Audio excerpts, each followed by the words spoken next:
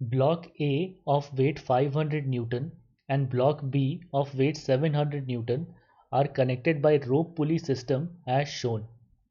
The largest weight C that can be suspended without moving Block A and B is W. The coefficient of friction for all plane surface of contact is 0.3. The pulleys are ideal. Find W upon 90. ठीक है, तो यहाँ पे देखो A और B जो है वो तुम्हारा एक के ऊपर एक रखे हुए हैं और सारे कॉन्टैक्ट के बीच में तुम्हारा कोफिशिएंट ऑफ फ्रिक्शन दिया हुआ है म्यू इज इक्वल टू 0.3. ठीक है, तो देखो यहाँ पे ये स्ट्रिंग इसको T टेंशन के साथ खींच रहा होगा, तो यहाँ पे देखो इस स्ट्रिंग और इस स्ट्रिंग में सब जगह T टेंशन फोर्स है, T और यहाँ पे T टेंशन फोर्स है. तो इस पुली पे RHS में 2T फोर्स है, तो यहाँ पे तुम्हारा 2T टेंशन फोर्स जनरेट हो गया. ठीक है, और यहाँ पे स्ट्रिंग के इस वाले हिस्से में यहाँ पे मान लेते हैं T1 टेंशन फोर्स है.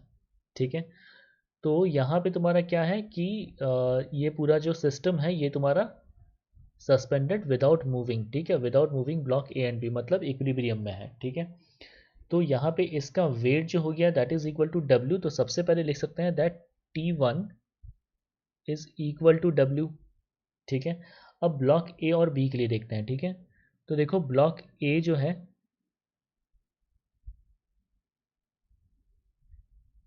ये ऐसे है और तुम्हारा ब्लॉक बी यहाँ पे ऐसे. ठीक है, ये तुम्हारा हो गया ब्लॉक ए और ये तुम्हारा हो गया ब्लॉक बी.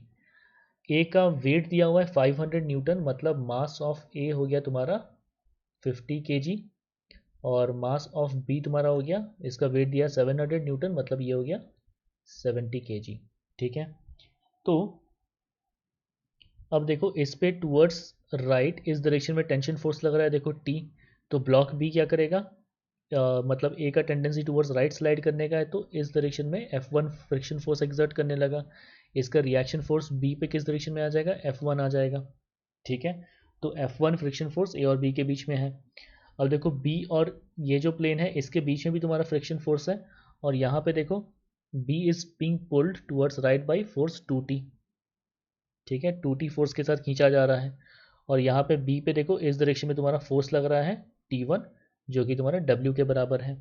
ठीक है, तो अब देखो ये सिस्टम को मूव नहीं करना है ना, मूव नहीं करना है. ये जो सी बॉडी है इसका टेंडेंसी होगा बी को अपनी तरफ खींचने का, तो मूव नहीं करना है. इसका मतलब तुम्हारा फ्रिक्शन फोर्स इस डायरेक्शन में लग रहा है F2 between B and this ground. ठीक है, तो अब यहाँ पे F1 और F2 के वैल्यूज लिख लेते हैं. ठीक है, तो F1 will be equal to mu into weight of A, है ना, क्योंकि नॉर्मल रिएक्शन इन दोनों के बीच में देख रहे हैं तो यहाँ पे हो गया वेट ऑफ ए. और ऐसे ही F2 will be equal to coefficient of friction mu into weight of A plus B, A plus weight of B. तो यहाँ से देख सकते हैं F1 इज इक्वल टू क्या हो जाएगा 0.3 इंटू वेट ऑफ ए तुम्हारा कितना हो जाएगा 500 न्यूटन. ठीक है, तो F1 इज इक्वल टू ये तुम्हारा डेसिमल गया तो 150 न्यूटन आया.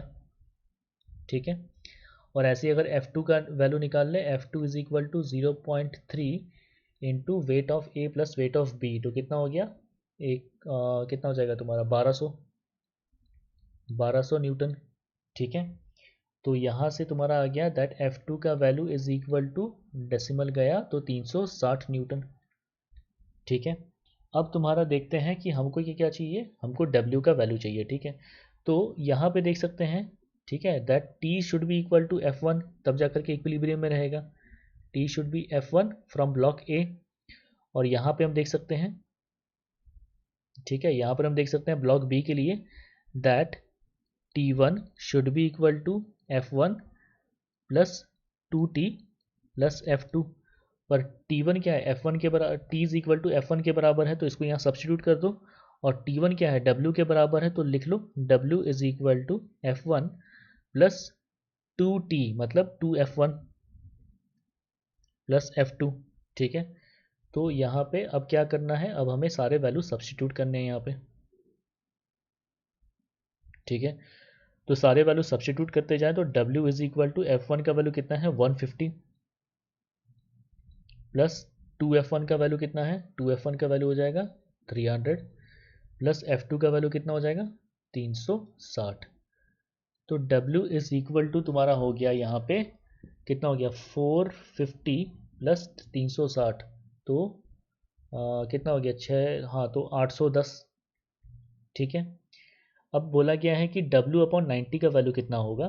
ठीक है, तो W का वैल्यू 810 है, तो W अपॉन 90 मतलब क्या हो जाएगा 810 अपॉन 90, तो दैट इज इक्वल टू 9। ठीक है, तो इस क्वेश्चन का करेक्ट आंसर हो जाएगा, करेक्ट आंसर मतलब हमको W अपॉन 90 का वैल्यू बताना है, तो W upon 90 will be equal to 9। तो करेक्ट आंसर हो गया तुम्हारा 9। This is the answer for this given problem.